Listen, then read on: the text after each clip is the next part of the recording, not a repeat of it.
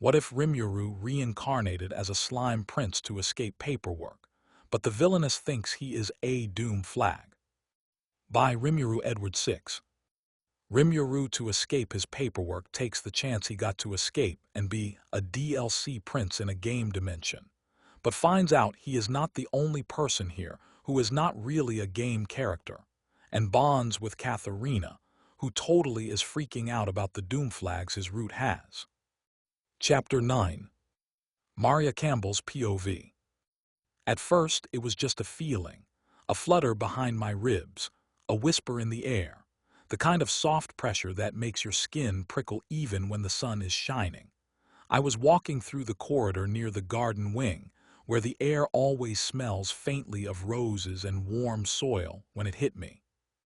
Not a breeze, not a chill, something wrong. My steps slowed. I knew this feeling. Not exactly, but close. The last time I felt anything like it was back then, when we faced Sirius Deke, when I stood before a man who had twisted his soul around a hatred so thick it corrupted the very magic inside him. That same dark pulse was here again, but stronger, deeper. And this time it wasn't wild and angry. It wasn't thrashing to hurt everything it touched. This was something worse. Controlled, contained, waiting. I followed the pull, my light magic sparking faintly beneath my skin, like it recognized an old enemy returning in a new form. And then I stopped.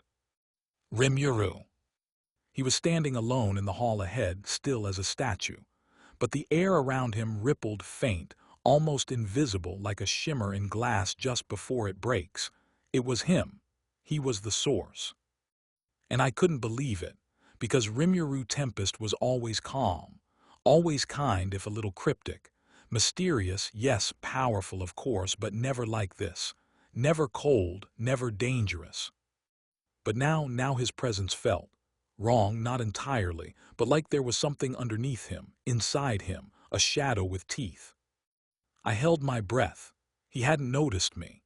He was muttering something quiet, too low for me to catch, but it bled with power, and it curled around the edges of the hallway like smoke.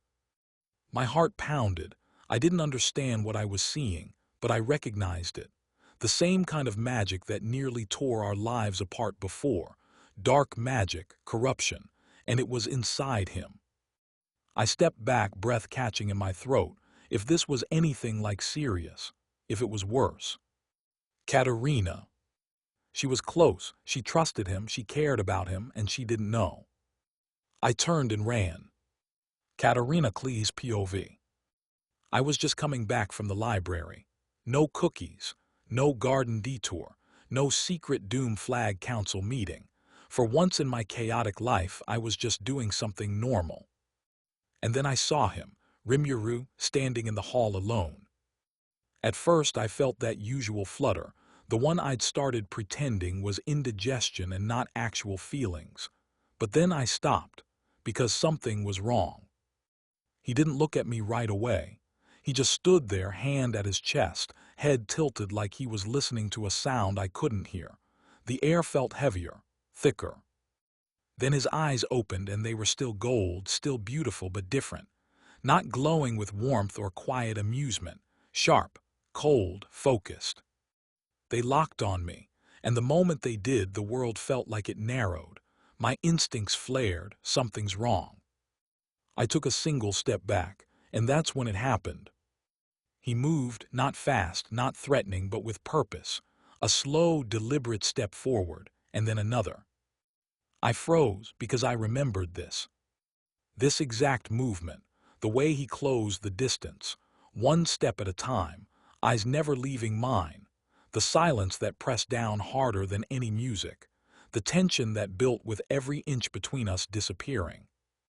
I remembered it from the game, from the bad ending, the secret Rimuru route, the one that only unlocked if you ignored the main love interests and made every single wrong choice.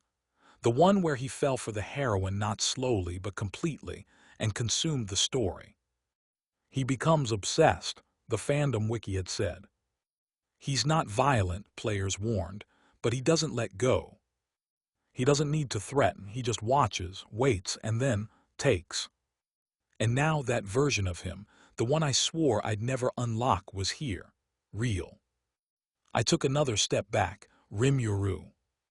His smile was soft but not gentle. Not anymore.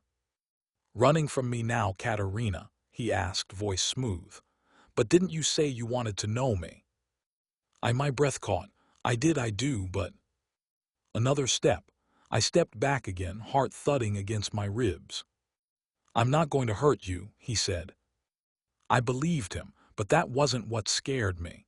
It was the way he looked at me, like he already owned me, like this was just a formality, like I was already his. I don't want you to be afraid, he murmured, voice low and dangerous in its calm. I just want you close. I remembered now, the line. I only need you to stay by my side.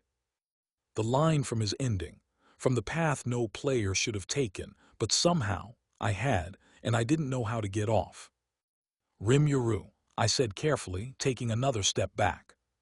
He took another forward, not quickly, not aggressively, just enough to make my heart skip the wrong kind of beat. His eyes gleamed under the corridor's warm light, still gold, still beautiful, but no longer soft. There was no teasing now, no warm smirk, no amused distance, just focus, unshakable, unblinking. You don't need to run, he said again, his voice low and so calm it made my skin prickle. I'm not here to hurt you. But he was here to take something. I could feel it. It wasn't violence.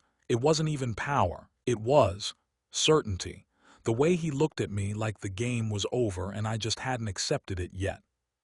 He took one more step, only one, but it felt like he closed the entire world. I tried to be gentle, he said. I tried to be patient, to let you come to me. But now... His voice dropped. I don't like someone standing between me and what I want. I felt my breath hitch. I took another step back. He mirrored it, not chasing, just matching. Every move I made, he was there, perfectly measured, like a dance we never agreed to. You've worked so hard to survive, he said, almost admiring. To dodge every fate, every flag. You broke the game, Catherina. You bent it around you. His eyes locked with mine. So why can't you see it? You already belong with the one who's outside of it. My back hit the cold stone wall. He stopped 2 steps away, close enough to feel the magic humming under his skin, not fire now, but something darker, coiled, restrained, waiting. His hand lifted, slow, deliberate, and reached toward my cheek. My body screamed at me to run. My heart screamed something else entirely. Don't, I whispered. He froze, but only for a breath. Then his smile curved, charming, devastating, dangerous. Why not? He asked quietly. You're the one who opened the door. His fingers brushed my hair, and the world felt like it tilted. This wasn't friendship anymore. This wasn't even love. This was a prince who had waited too long and decided to take what was his. And somehow, I was the one who led him here. I couldn't move. Not because of fear, not entirely. Because even though I knew this wasn't right, that something in the air around Rimuru was wrong, twisted, too still, my body didn't listen. It stayed frozen against the wall, while his hand brushed my cheek like I was made of glass. His eyes didn't waver. Gold, intense, shining with something I didn't understand or maybe didn't want to. And then, before I could say another word, he leaned in and kissed me. Soft, final, no hesitation, like he'd made the choice a long time ago and the rest of the world just hadn't caught up. My breath caught. I didn't respond. I didn't push him away. I couldn't. And when he pulled back, just far enough to look at me, I knew. He wasn't going to pretend anymore. I love you, Rimuru said. There was no fire in his voice, no threat, just raw, unshakable truth. I've been patient, I've watched, I've waited. I've given you space to make your choice. But now, he leaned in again, his forehead nearly touching mine, I've made mine. I felt something crack inside me. Not a doom flag, not a game mechanic, something real. Because this wasn't the route anymore. This wasn't the bad ending. This wasn't a glitch. This was him, Rimuru, the prince, the leader, the anomaly, the person I trusted, and the person I now didn't know how to say no to. My voice was a whisper, "This isn't fair." His hand rested gently against my cheek. "No, it isn't, but I love you anyway." Chapter 10. Catherina Klee's POV. His lips had just left mine, and my heart wasn't beating right, not from romance, not from fear, from something in between, a quiet, trembling realization.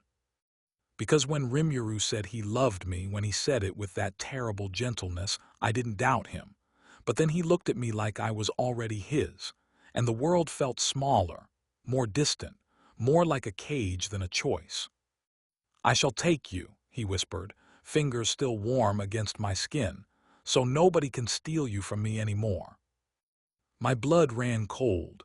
He said it so softly, not angry, not triumphant, just final, like the decision had already been made.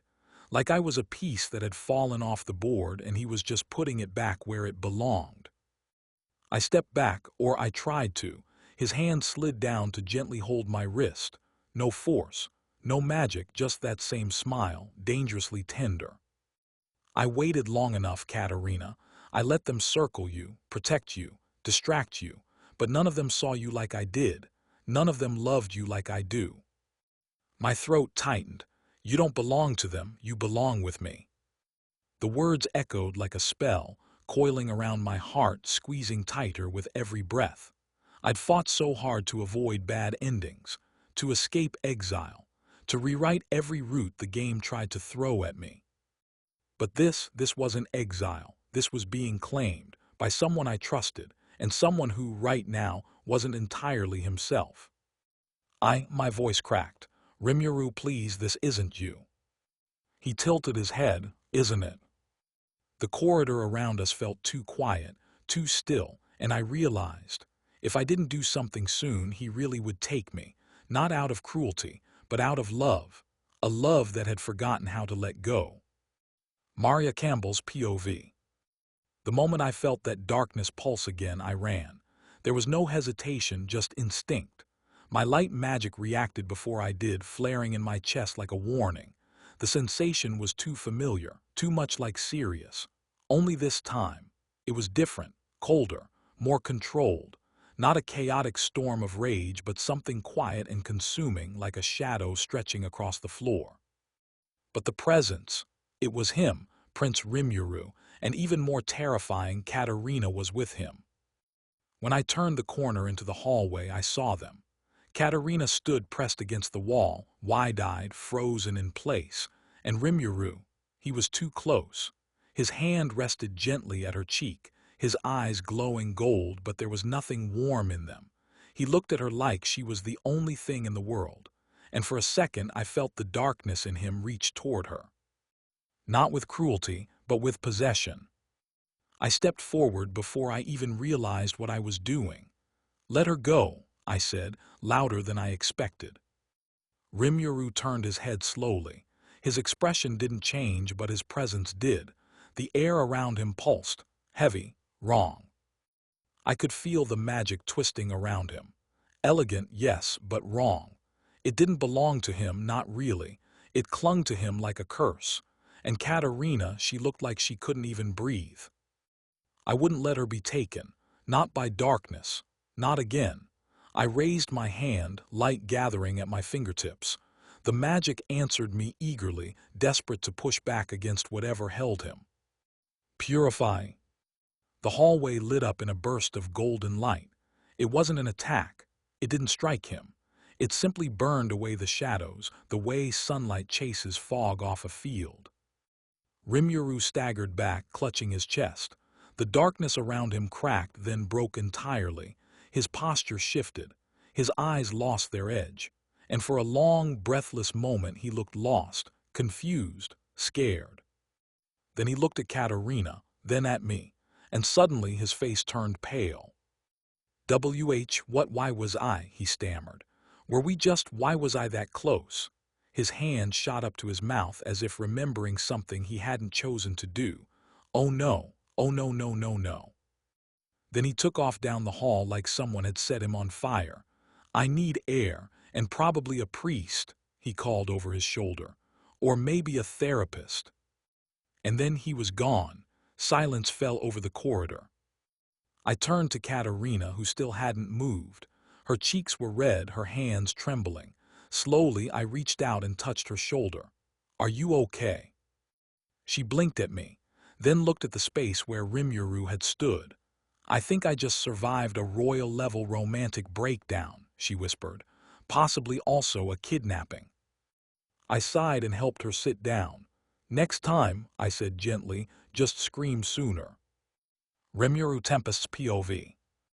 I didn't remember moving that close. I didn't remember touching her cheek. I didn't remember leaning in. I definitely didn't remember kissing her.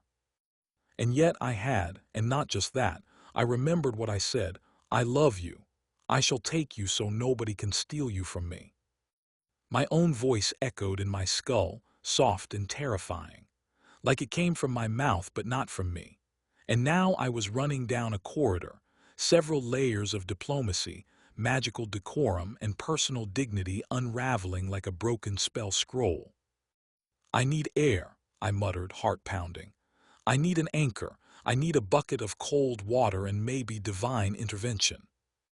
I stumbled into an empty courtyard and doubled over, bracing my hands on my knees. What the hell just happened to me? There was no enemy, no threat, just a girl, just Catherina. And somehow I lost control. No, not quite, I was still in control. Technically, I remembered everything, every word, every breath, but I wasn't thinking. I wasn't me. That dark magic, the one this character was built to have in this world, it had stirred before. I felt it, dormant, elegant, insidious, but it had never taken over until now. And it hadn't come from anger, or power, or fear. It had come from wanting. I wanted her, not to own, not to conquer. I wanted her to stay, to be mine, not in the cold, possessive way I just whispered to her, but in the quiet, broken way someone who had ruled too long and lived too far from people starts to long for realness. And Catherina, she was real, too real. She'd seen the parts of me even I hadn't looked at yet. She treated me like a person, not a prince. She challenged me, confused me, laughed with me. And now, she probably wanted nothing more than to never see me again. I groaned and covered my face with my hands. I kissed her. What kind of lunatic? Why did I? Because something had cracked open. Not her, me. The magic was still inside me, quiet now, dormant again, but I knew what it was, what it had been trying to make me into. I wasn't just playing the role of a prince in this world. I was becoming his shadow, and if I didn't find a way to stop it, I'd lose more than her. I'd lose myself. Avoiding her was the obvious choice. It was the right choice, but it didn't feel like the noble one, or the smart one, or even the strategic one. It just felt like punishment, and I deserved it. Since that day, that moment, I've kept my distance, quietly, subtly, just enough to keep the questions from catching up to me, just enough to give her space to forget what happened, to forget me. I didn't stop attending classes. That would have drawn attention. I didn't lock myself in my quarters or skip my diplomatic obligations. I still smiled. I still nodded. I still existed, just not near her. No more morning garden visits. No more conversations about vegetables and starlight and fate. No more Catherina.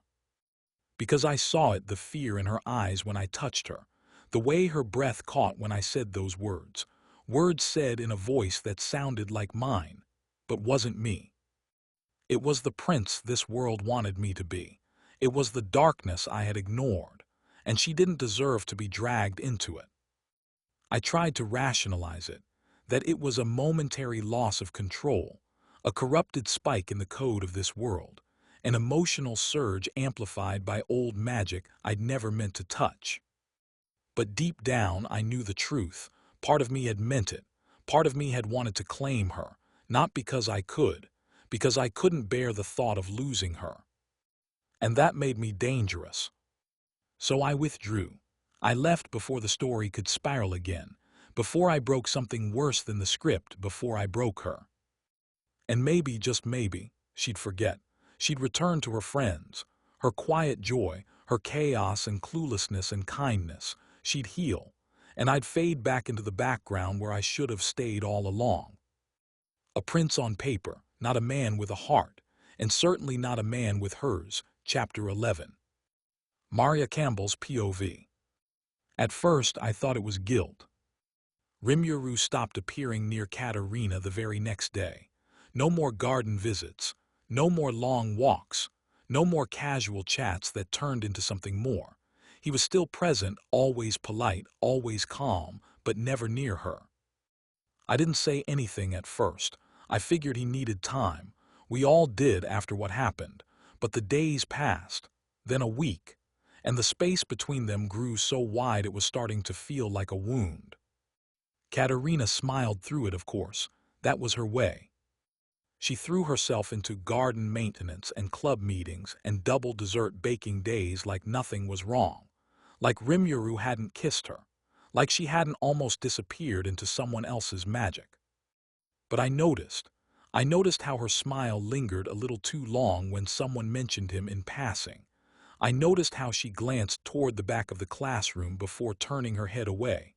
I noticed the silence. And Rimuru, he didn't just stay away. He didn't look at her, and that told me everything. He was avoiding her, not because he didn't care, but because he cared too much.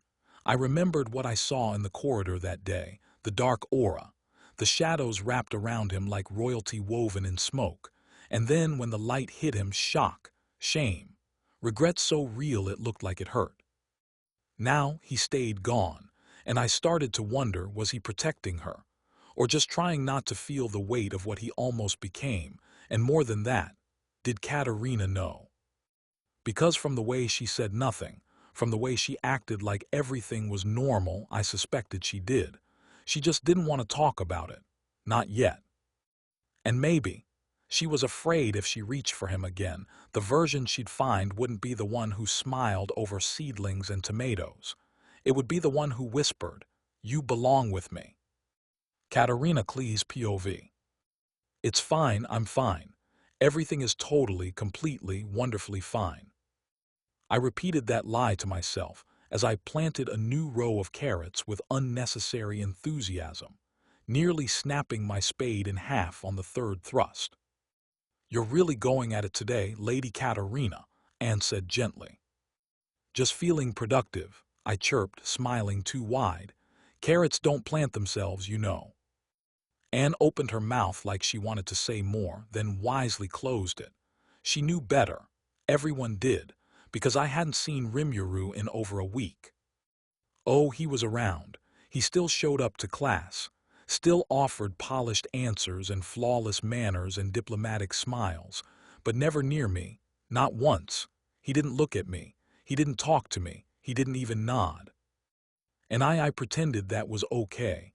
I smiled through it, laughed louder than necessary, hosted cookie tasting events, got so enthusiastic about planting tomatoes I built a little shrine out of compost and sticks.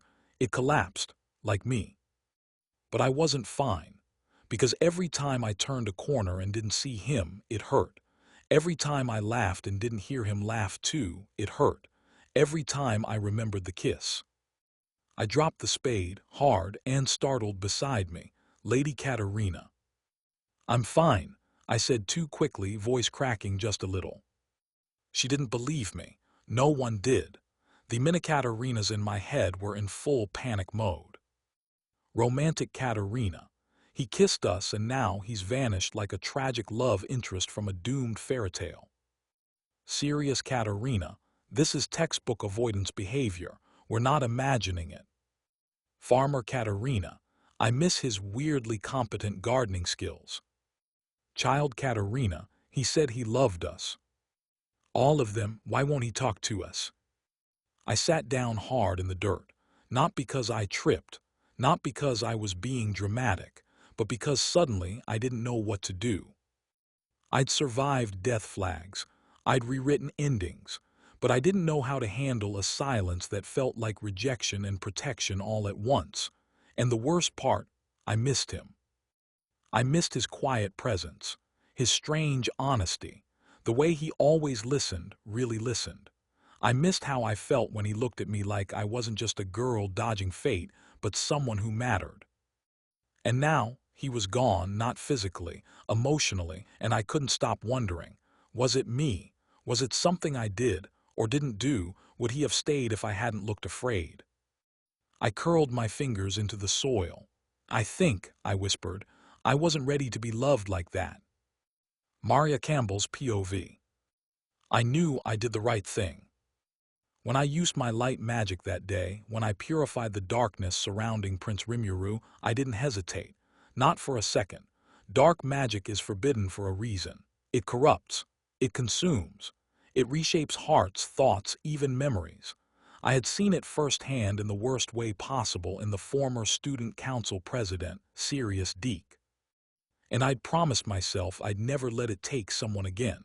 So when I saw the darkness wrapped around Rimuru, I acted. But I've been thinking about it ever since, because something about it felt different. Sirius lost himself completely. His soul was consumed by vengeance and pain. The magic became him. His words, his thoughts, all poisoned by that deep, endless void.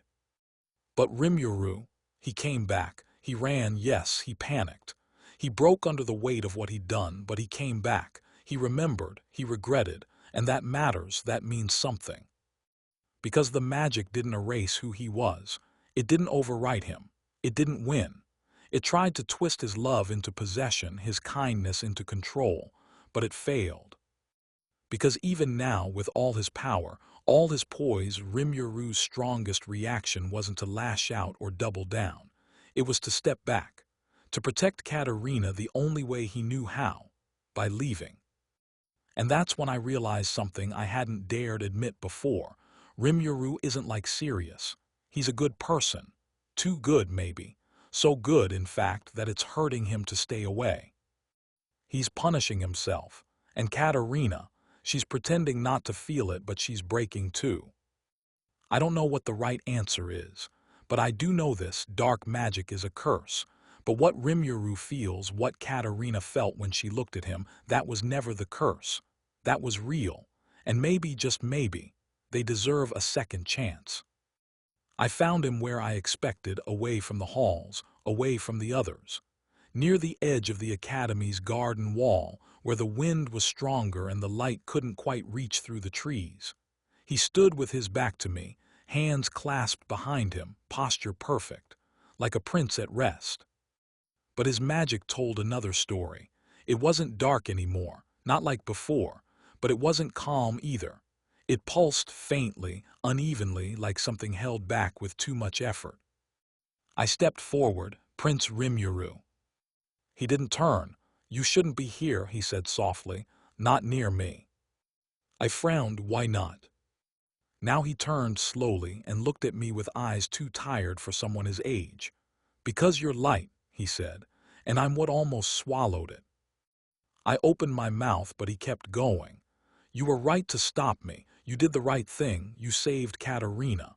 He looked down, hands clenching slightly. "And now you should save yourself and stay away too." I took a step closer. "You're not like the one who came before." "No," he said, "I'm worse." That stopped me. He shook his head. Serious. He was filled with hatred, revenge. It made him easy to spot, easy to recognize as wrong. But me, he looked up, eyes burning. It didn't come from hate, it came from love. And suddenly, the truth cracked open between us. "I meant what I said," he whispered. "When I kissed her, when I said she belonged with me, it wasn't just the magic speaking, but it twisted it, took something soft and turned it into something consuming. I didn't even notice it happening until it was too late." He turned away again. I thought stepping back would be enough, that the magic would fade, but it's not going away. He pressed a hand to his chest, not dramatically, almost absently, like he was holding something in. "It's still here, it's still reaching." He turned toward me slowly, and for the first time there was fear in his voice. "And it's not just Catherina anymore." My heart jumped. He looked at me with something almost like pain. "It reaches for you too, your light, your kindness. It doesn't just want to destroy it, It wants to use it, warp it. I can feel it every time I see you, every time I remember how gently you looked at me even when I didn't deserve it. He shook his head once. I won't let it win, which means I have to lose. He took a step back. This isn't your burden, Maria. You shouldn't have to fix me. I didn't know what to say, because for all my magic, all my strength, I couldn't deny what I saw in him. Not darkness, but fear. And the kind of sadness that only comes from choosing to walk away from the thing you love because you love it. Chapter 12. Maria Campbell's POV. His voice had gone quiet again. Not weak, not broken, just tired, like someone who'd been carrying a decision for far too long and was finally ready to say it out loud. I know there's one way to fix this, Rimuru said. My breath caught. What do you mean? He didn't meet my eyes. His gaze was fixed somewhere distant, past the courtyard wall, past the sky, past here. I could sever the connection, he said. Bury the power that came with this body. Cut myself off from the dark magic completely. That didn't sound like a bad thing. But there's a cost, he continued, a real one. He finally turned back to me and his expression was haunted. If I force the magic out, if I rip it from the foundation of this world, I don't know what it would take with it. I frowned. What does that mean? He hesitated. Then softly, it means it might unravel this reality.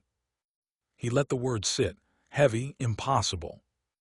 But more than that, he said, I'd lose everything that wasn't written, the unscripted pieces, the people who weren't supposed to be part of my route, people like her.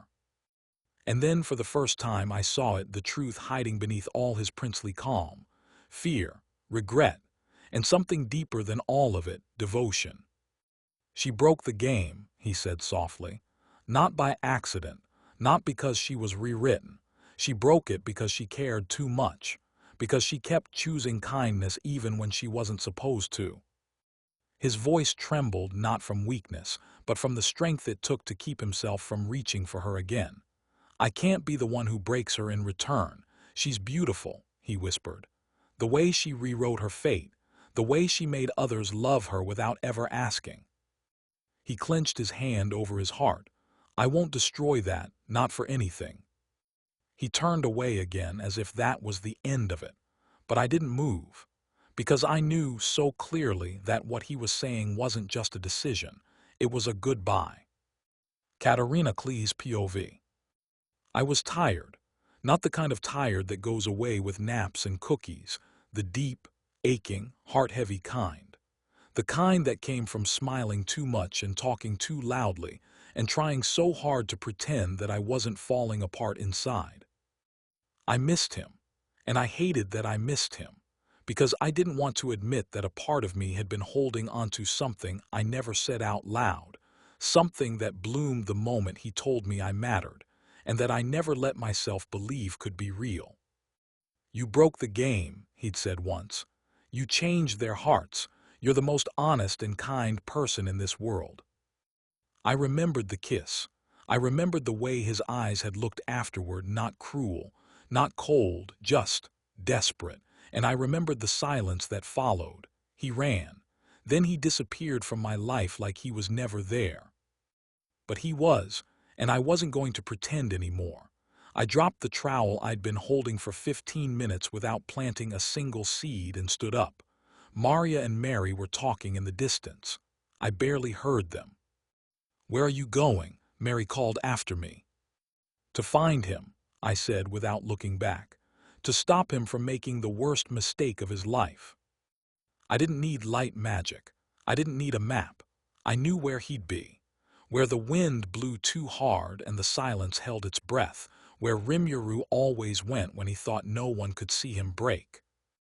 I found him near the edge of the courtyard, right where Maria said he'd been. He was alone, staring at the sky like it might carry him away. I walked straight up to him and didn't stop until he turned, startled. Catherina. You're avoiding me, I said, hands on my hips, and I'm not letting you get away with it. He flinched just barely. It's safer if I... No, I snapped. No more of that. You don't get to kiss me, tell me I matter, and then vanish like you were never here. He looked like he wanted to argue, so I kept going. I don't care if you think you're dangerous. I don't care if you think you're cursed or corrupted or made of magic that doesn't belong. I don't care. I stepped closer, close enough to see the pain in his eyes. You said I broke the game, right? Well, maybe I did, and now I'm breaking your rules. He looked at me like I'd shattered something in him. And maybe I had. Good.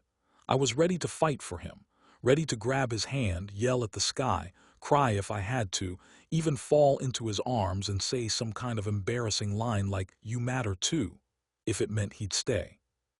But then something shifted.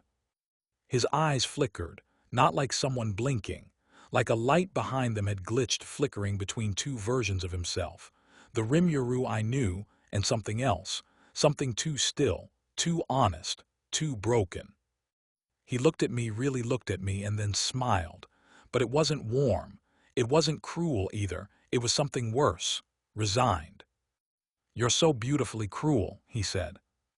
My heart stopped. What? His voice didn't rise. He didn't shout. He wasn't angry, but every word hit like a quiet blade. "You're the most cruel person in this school," he said, golden eyes glowing faintly, voice perfectly calm. "And you don't even realize it." I took a step back, the breath catching in my throat. I didn't mean. "You make yourself the heroine," he said, not unkindly.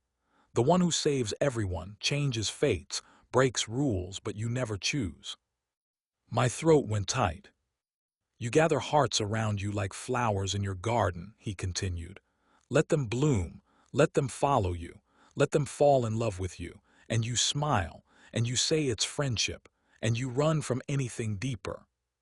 His expression twisted, not with hate, with hurt. "Did you ever think about how that feels?" My knees wanted to give out. The voices in my head were dead silent.